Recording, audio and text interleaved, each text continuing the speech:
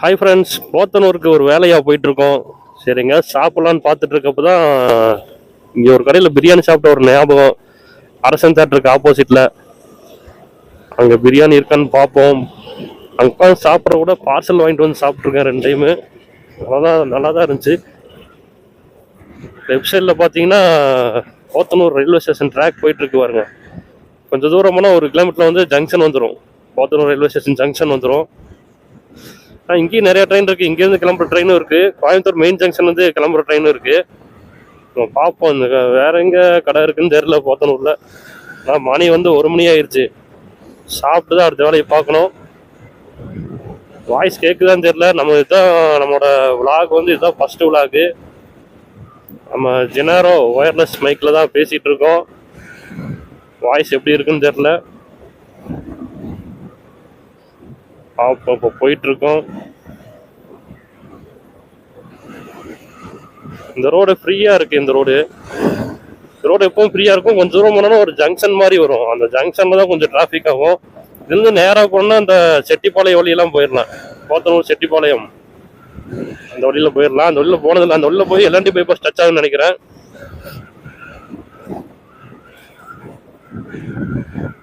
அப்போ பிரியாணி கடை அரசன் தேட்டர் இன்னும் போகணும். அரசன் தேட்டரில் என்ன படம் போட்டிருக்காங்கன்னு தெரியல. கூலி படம் ரிலீஸ் ஆகிருக்கு.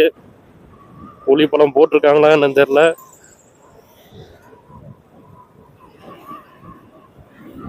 ரோடு நல்லா சூப்பராக போட்டிருக்காங்க. 2 சைடும் டிராஃபிக்கே இல்லை.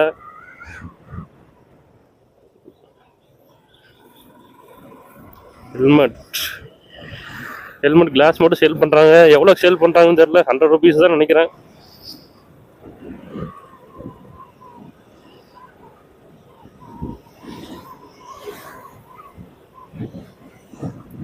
ஜங்ஷன் வந்துருச்சு. ஜங்ஷன் இன்னும் கொஞ்சம் வேலையெல்லாம் செஞ்சுட்டு இருக்காங்கன்னு நினைக்கிறேன். அப்டேட் கொடுத்துட்டு இருக்காங்க. ஜங்ஷனுக்கு உட்கார இடம்லாம் போட்டிருக்காங்க. இங்கே தான் கொஞ்சம் டிராஃபிக் ஆகும். இதுலேருந்து நம்ம லெஃப்ட் திரும்பணும் அப்படின்னா போத்தனூர் ரயில்வே ஸ்டேஷன் வந்துடும்.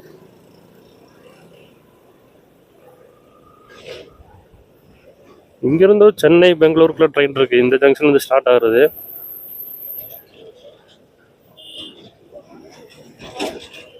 லெஃப்டில் போனோம்னா போத்தனூர் ஜங்ஷன். நம்ம ஸ்ட்ரெயிட்டாக போகணும். ஸ்ட்ரெயிட்டாக போய் ரைட்டில் திரும்பினோன்னா சாரதா மில் ரோடு. அதான் பிரியாணி எப்படி இருக்குன்னு தெரியல. நான் வாங்குறப்ப 80 rupees ஒரு 2-3 years பேக் இருக்கும். நம்ம பார்சல் தான் வாங்க போகிறோம். ஆனால் உட்காந்து சாப்பிட்றதுக்கு இங்கே இடம் இருக்குது. அதனால் கொஞ்சம் பார்சல் வாங்கிட்டு எப்படி இருக்குன்னு பார்க்கலாம்.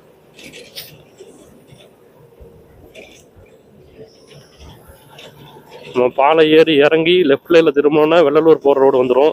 நம்ம போயிட்டுருக்க பாலம் முன்னாடி லாரி போயிட்டுருக்கு. அதனால் உங்களுக்கு பாலம் தெரிலன்னு நினைக்கிறேன். நம்ம இந்த பாலத்துலேருந்து ரைட்டு திரும்பிடுவோம். அந்த பாலம் ஏறினீங்கன்னா ஏறி இறங்கணுன்னா லெஃப்ட் திரும்பினா வெள்ளலூர், நேராக போனால் செட்டிப்பாளையம். நம்ம வந்து ரைட்டு திரும்புவோம். ரவுண்டானா மாதிரி போட்டாங்கன்னு நினைக்கிறேன். இப்போ தான் போட்டிருக்காங்க இந்த ரவுண்டானா.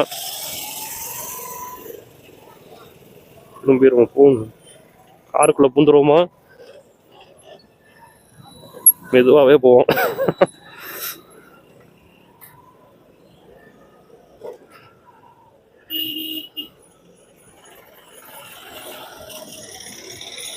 இது MSR பிரியாணி இருக்குன்னு நினைக்கிறேன். நான் அவங்களோட ஆனிவர்சரிக்கு ஒரு ஆஃபர் போட்டிருந்தாங்க. அப்போ வந்து சாப்பிட்டது.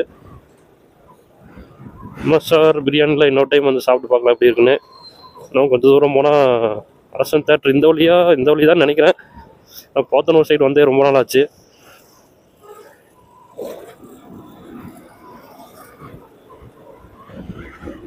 இங்கே ஒரு 2-3 ஹோட்டல்லாம் இருக்குதுன்னு நினைக்கிறேன்.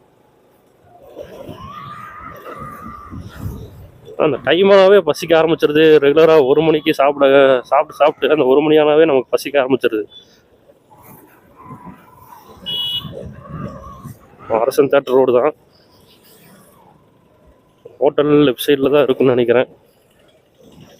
நம்ம வாங்கிட்டு இது எப்படி இருக்குன்னு பார்க்கலாம். வந்துருச்சு லெஃப்ட் சைடில். AS பாஸ்போர்ட் இந்த கடை தான் நினைக்கிறேன். இங்கே தான் வாங்கினோம் ஒரு 2-3 வருஷத்துக்கு முன்னாடி. சரி, வாங்கிட்டு ஒரு வீடியோவை கண்டினியூ பண்ணலாம்.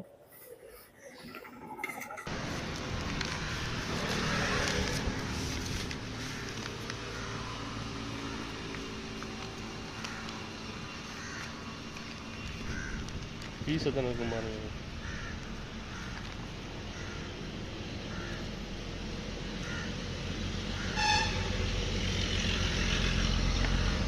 பிரியாணி சாப்பிட்டாச்சு, ஒரு இடத்துல நிப்பாட்டி சாப்பிட்டாச்சு. பிரியாணி வந்து 100 ரூபா, 100 ரூபாய்க்கு ஒர்த்தாக தான் இருந்துச்சு. குவான்டிட்டி நல்லா நிறையா இருந்துச்சு. ஒரு 2 பீஸு சிக்கன் இருந்துச்சு.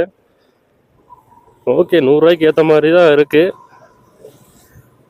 நீங்கள் தக்காளி சோறுன்னு சாப்பிட்டீங்கன்னா தக்காளி சோறு மாதிரி தான் இருக்கும். பிரியாணின்னு சாப்பிட்டீங்கன்னா பிரியாணி மாதிரி இருக்கும். நிறைய பேர் நெகட்டிவ் ரிவ்யூலாம் போடுவீங்க, இதெல்லாம் ஒரு பிரியாணியா அப்படின்லாம். என்னன்னு தெரியல, எல்லா பக்கமும் பார்த்தீங்கன்னா இந்த பிரியாணி மட்டும் ஒவ்வொரு கடையிலையும் டேஸ்ட்டு வேறு வேறு மாதிரி இருக்கும். ஒரே மாதிரி எந்த கடையிலுமே டேஸ்ட் இருக்க மாட்டேங்குது.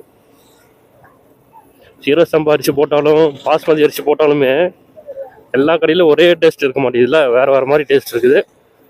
இந்த சைடு வந்தீங்கன்னா ட்ரை பண்ணி பாருங்கள். நம்ம இப்போ ஒர்க்குக்கு போயிட்டுருக்கோம். கரெக்டான டைம் சாப்பிட்டாச்சு. நெய்யெல்லாம் ஆட் பண்ணலன்னு நினைக்கிறேன். 100 ரூபாய்க்கு நெய் வேறு ஆட் பண்ணுவாங்களா அப்படிங்கிறீங்க. கோயம்புத்தூரில் பிரியாணிலாம் பார்த்தீங்கன்னா 240 250 போயிட்டுருக்கு. அந்த பிரியாணிலாம் இன்னும் ட்ரை பண்ணதில்லை. நம்ம பட்ஜெட் வந்து 100 ரூபாய்க்குள்ள தான். 50 ரூபா பிரியாணி, 100 ரூபா பிரியாணி அந்த மாதிரி சாப்பிட்றது. பிரியாணி சாப்பிட்ணுன்னு ஆசை வந்துச்சுன்னா சாப்பிட்டுக்கிறது. மீல்ஸ் வந்து கோயம்புத்தூரில் அந்தளவுக்கு இந்த கடையிலையும் கிடைக்காது. ஒரு சில கடைகளில் தான் மீல்ஸு கிடைக்கும். நம்ம பார்த்தீங்கன்னா ராமநாதபுரம் பார்த்த மாதிரி போயிட்டுருக்கோம். அஞ்சிராபுரத்துலேருந்து ராமநாதபுரம் பார்த்த மாதிரி போயிட்டுருக்கோம்.